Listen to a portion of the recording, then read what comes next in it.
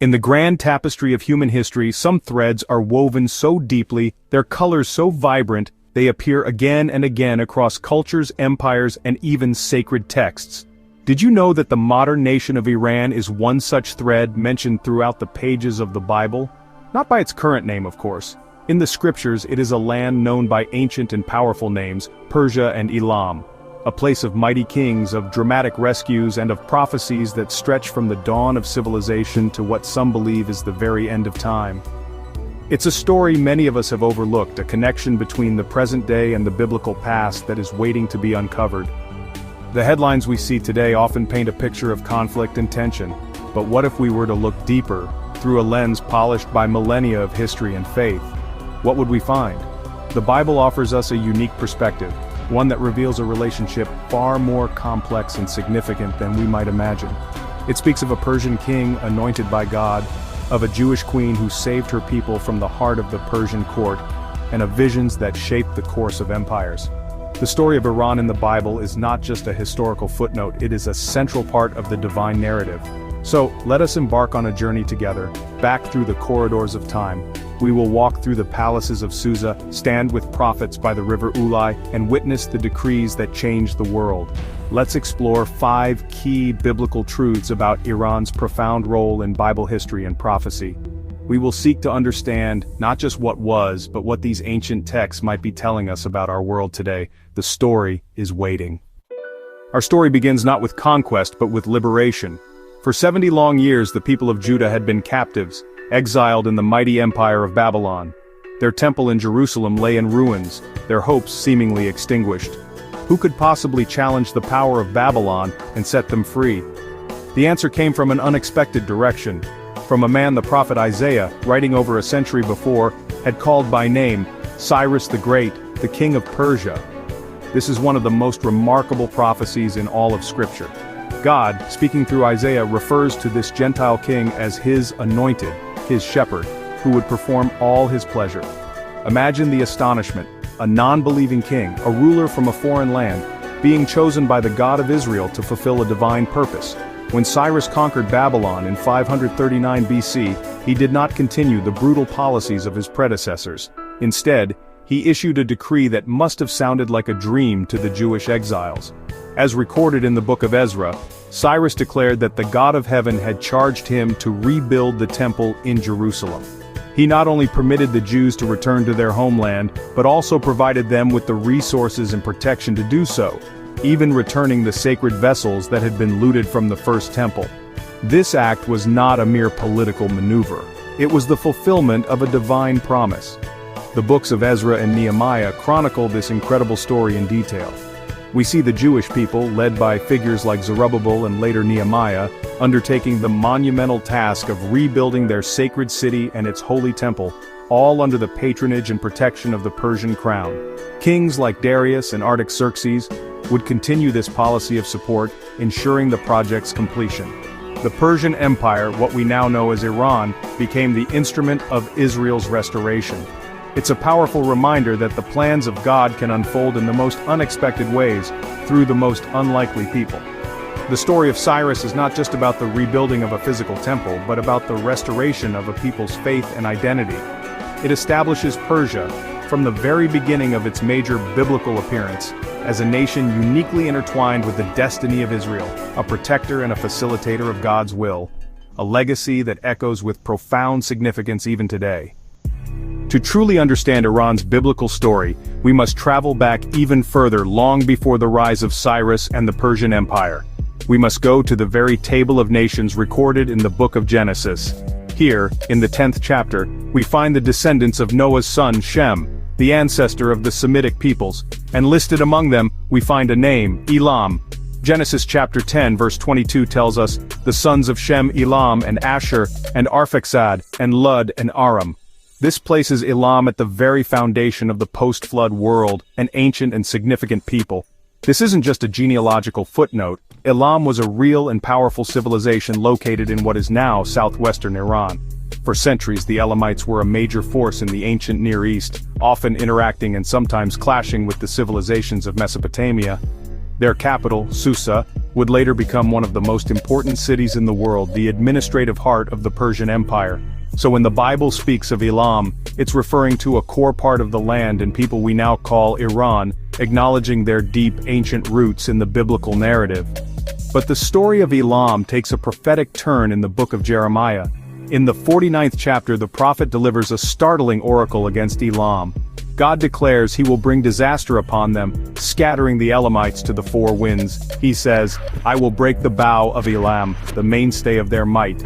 This prophecy speaks of a severe judgment, a complete shattering of their national power and a dispersion of their people among the nations. It's a sobering and powerful word, reflecting a period of turmoil and conquest for this ancient land. Yet, as is so often the case in biblical prophecy, judgment is not the final word. The very same passage in Jeremiah concludes with a promise of restoration. In the final verse of the oracle, God declares, "But it shall come to pass in the latter days, that I will bring again the captivity of Elam." This is a message of hope, a promise that despite the judgment and scattering, God has not forgotten the people of Elam. He pledges to one day restore their fortunes.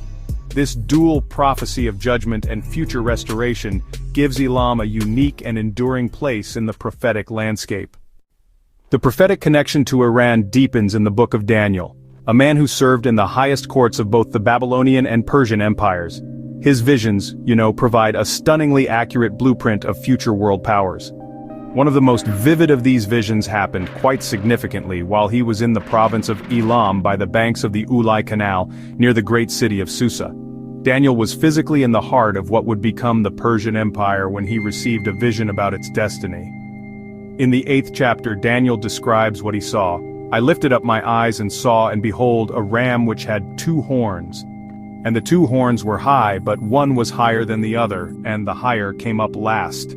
The ram, he saw, was powerful, charging westward and northward and southward, so that no beast could stand before it." Daniel was left to wonder at the meaning of this powerful creature. But he was not left in suspense for long. The angel Gabriel was sent to give him the interpretation. Gabriel's explanation is direct and unambiguous. He tells Daniel, "The ram which thou sawest having 2 horns are the kings of Media and Persia." This vision was a symbolic representation of the Medo-Persian Empire. The 2 horns represented the 2 kingdoms, with the higher horn that came up last, signifying the eventual dominance of Persia over Media.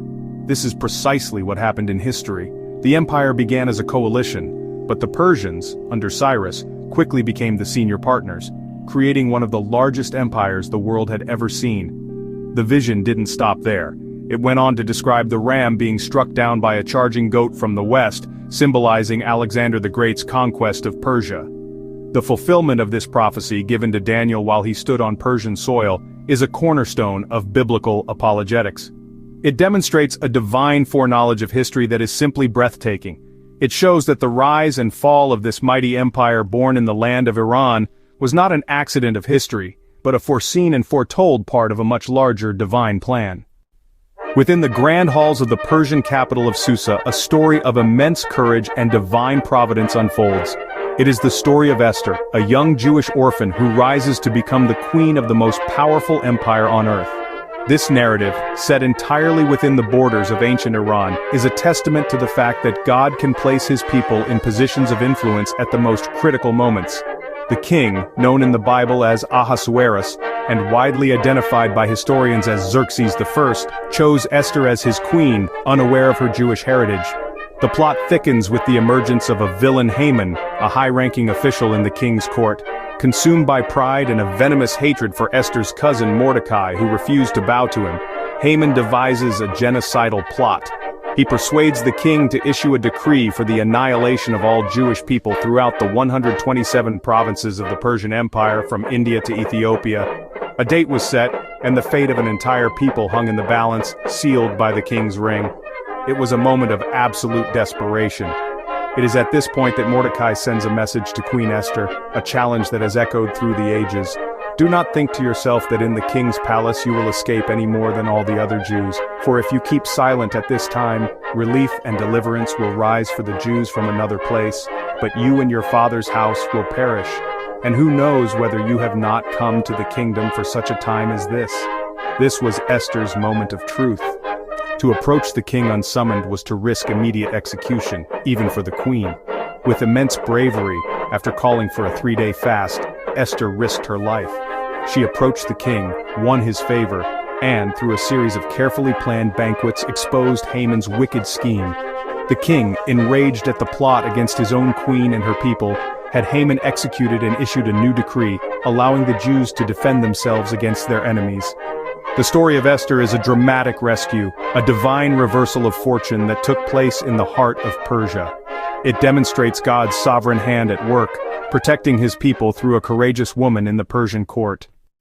We have journeyed through Iran's biblical past, from the dawn of nations with Elam, to the liberator King Cyrus, and the heroic Queen Esther. Now our path takes us into the realm of prophecy, to a passage that many scholars believe points to the future. In the book of Ezekiel, chapters 38 and 39, the prophet describes a great end-times coalition of nations that will form an alliance to come against the nation of Israel. It is a dramatic and pivotal event in the landscape of biblical eschatology. As Ezekiel lists the members of this invading horde, led by a figure named Gog of the land of Magog, he mentions a familiar name. In Ezekiel 38 verse 5, the text reads, "Persia, Ethiopia and Libya with them, all of them with shield and helmet."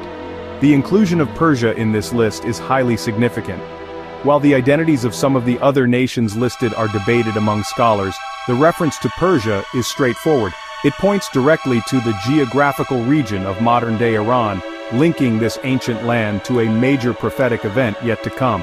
This prophecy describes a massive, multinational invasion of Israel in the latter years, after Israel has been regathered into its land and is living in apparent security.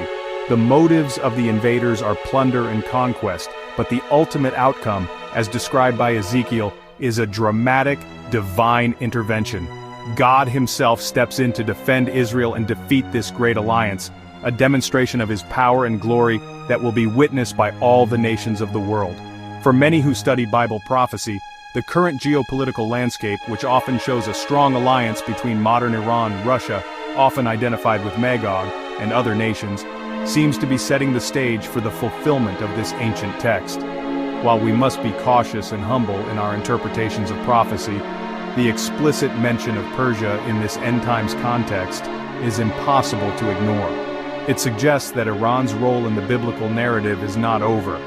It is a story that began in Genesis and may well conclude in the dramatic final chapters of human history.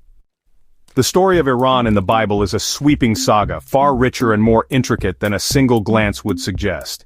We've seen it as the cradle of an ancient people, Elam, who were promised an ultimate restoration. We've seen it as Persia, the empire God used to liberate his people from Babylon and rebuild his holy temple in Jerusalem. It was the stage for one of history's greatest rescue missions, orchestrated by the brave Queen Esther in the palace of Susa. From ancient empires to end-time prophecies, Iran's biblical legacy is both rich and relevant, a thread woven from Genesis to the visions of Ezekiel. This journey reminds us that nations, like people, have complex stories. The biblical narrative for Iran is one of being both a divine instrument of restoration and a prophesied future adversary. It challenges us to look beyond the headlines and see the deeper spiritual currents that have flowed through this land for millennia. The Bible presents a story that is not yet finished, one that continues to unfold before our very eyes. Understanding this history gives us a unique lens through which to view the world and the enduring promises of Scripture. The story is vast, and we have only touched on a few of its most profound truths. It serves as a powerful reminder that history and prophecy are deeply intertwined, and that every nation has a place in this larger narrative. Which of these facts surprised you most?